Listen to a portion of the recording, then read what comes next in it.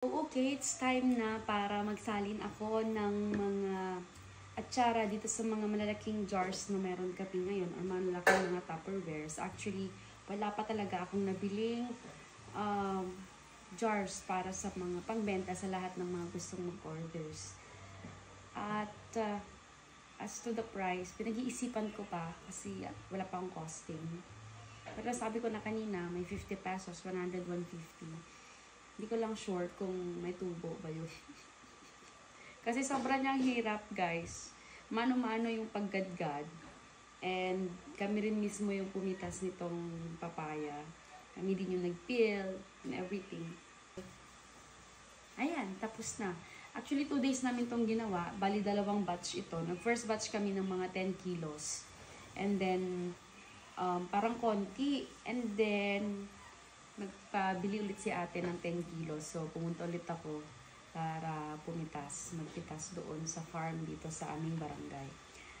At, ayan. Dumami na nga. Sobra naman lang yung dami.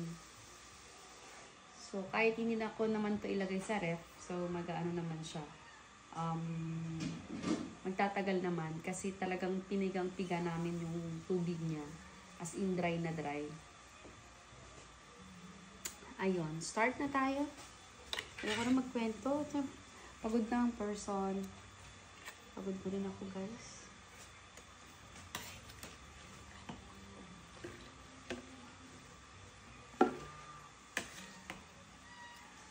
Hindi ko alam kung makakailang kasya ba itong jar na available. Itong container.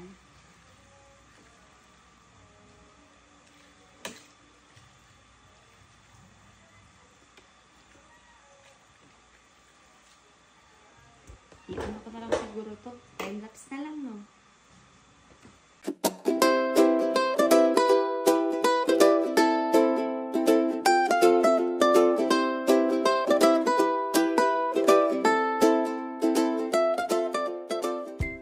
Nilabas na ni Mother ang kanyang pangmalakasang pagtimplahan ng juice kasi talagang kulang na yung paglalagyan ko ng content ng atsara. Last na to.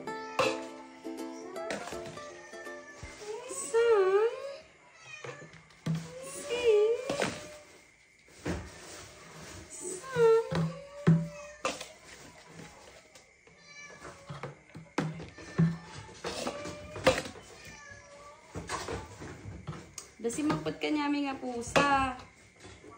Pusa dakwa at iji. Pinupusa dakwa ang kalrong.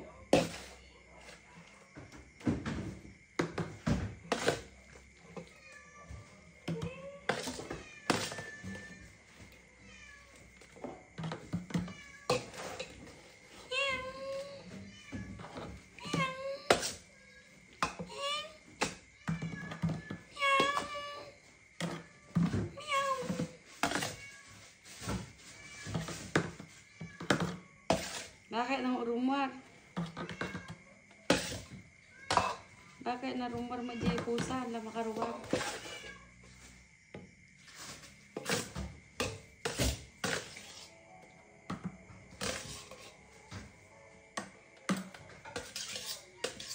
Ngayon, ang problema, hanpay nga talagang nabaaw.